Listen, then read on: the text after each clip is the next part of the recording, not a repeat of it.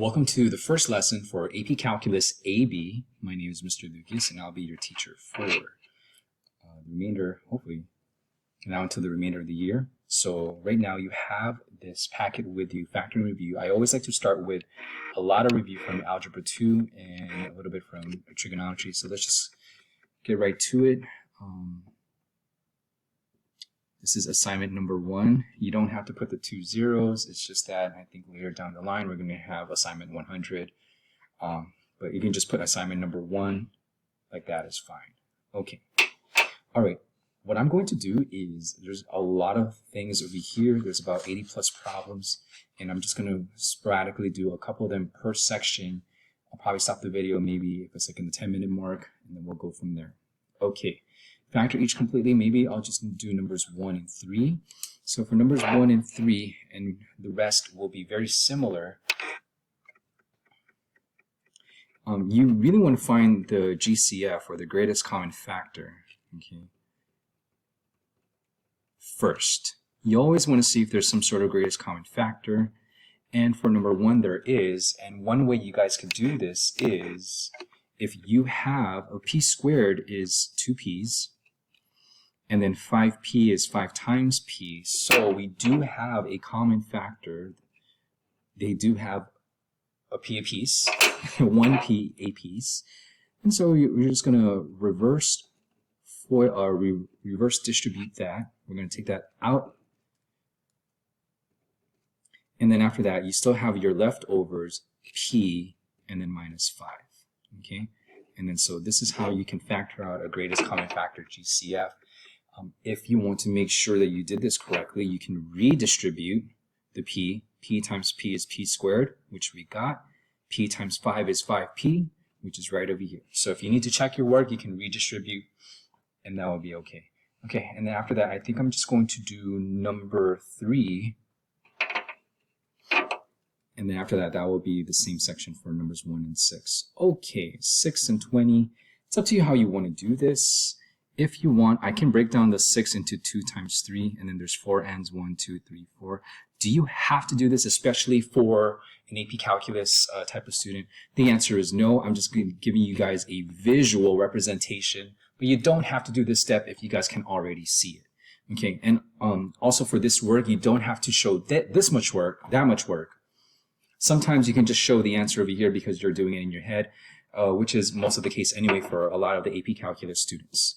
Okay, the 2, you can do 4 times 5, but I'm thinking I'm just going to go 2 times 10 just because they do have a 2 that they have in common. And so I'm just going to circle that. They have a 2 in common, and then as well as they have 3 ends in common. So we're going to factor out a 2n cubed. Okay, so we're going to put those outside. So that is going to be 2n cubed. And then just be careful of your leftovers. Your leftovers are 3n plus 10. Okay. Again, if you want to check your work, please redistribute back. Just redistribute back. 2 times 3 is 6. N to the 3rd times another n is n to the 4th. And then 2 times 10 is 20. And then you have n cubed. I've also attached the answer key over here too as well. I haven't had problems with attaching the answer keys. Most of the time you guys will get it, and then you guys can check your work from over there. Okay, so this is how to do numbers 1 through 6. And the other problems will be similar. If you have any questions, please email me. I should be okay with that. Let's move on to number 7. Now we have a trinomial. Trinomial means 3 terms, and they are in a descending order of exponents, n squared, n, and then there's no n over here. You take a notice, your a value is 1, so there's a 1 over here. So if the a value is 1, you can do it this way. I am aware that there are many ways to factor. This might be one of the easier, simple ones. If your a value is 1, you just need to focus on this number here. What 2 numbers multiply to 2? 2 times 1. And then you also need to find the same factors that add up to this middle term over here. Well, since we only have one factor, 2 times 1 is 2, so that's check. And if we add them, 2 plus 1, is that 3, our middle term? The answer is yes. So we're going to circle this over here. Your final answer is going to be n plus 2, n plus 1, because both of them are positive. If you want to check your work, you can do FOIL, or you can do the box method, and I just want to just show you FOIL again just one more time.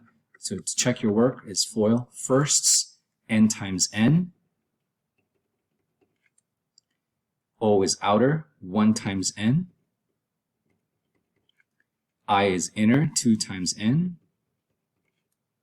L means last, 2 times 1.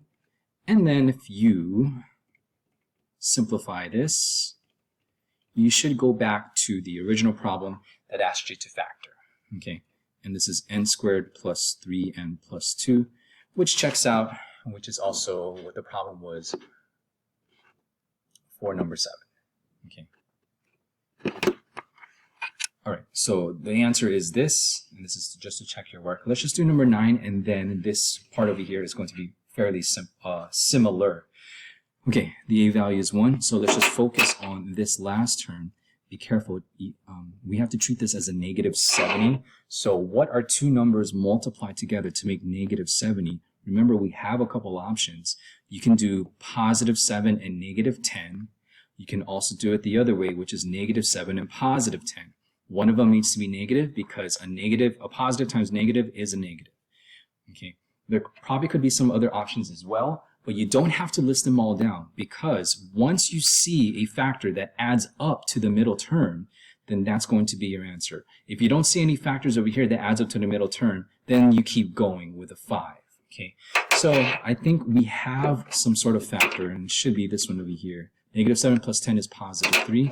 So your final answer is going to be r minus 7 and then r plus 10. Okay. I'm not requiring you for guys to check your work. You can if you want to, if you just really need to. But other than that, this is what I'm really more concerned of over here. Maybe a little bit of work would be nice, but it's not required at this time for AP Calculus. Okay, so this is how you're going to do number 7 all the way to number 18. Okay, so number 18. All right. I think what I like about these videos is you can pause it if I'm going too fast. This will be good. Number 19, I'm going to do it like kind of like halfway-ish. Okay, so number 19.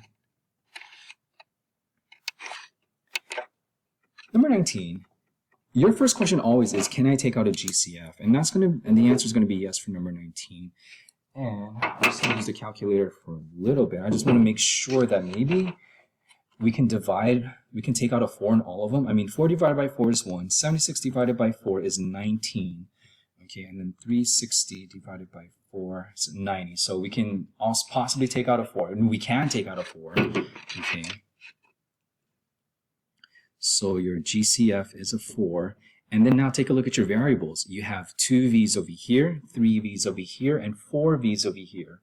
So the maximum v's that we can take out or factor out on all 3 of them will just be 2 v's, because they at least have 2 v's apiece.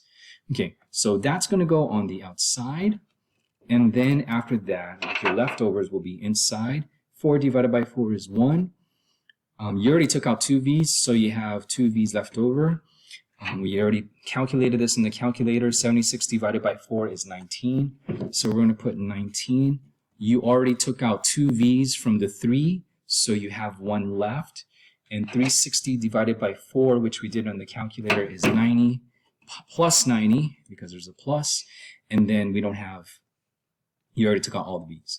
Then from here, take a look at your leftover. You can definitely factor a little bit more from there, so don't stop over here. Now it looks like the problems from the previous section, the a value is 1, which is good. So now we got to figure out what two numbers multiply to 90, but add up to negative 19. And so I can have 9 times 10, which is good. The only problem with 9 times 10 is if you go 9 plus 10, that's not negative 19. So when you have two positive numbers and it's asking for a negative in the middle term, maybe when you have a positive number here and it's asking for a negative term, maybe you could have 2 negative factors instead. Okay, and I think this will work out, because negative 9 plus negative 10 is negative 19.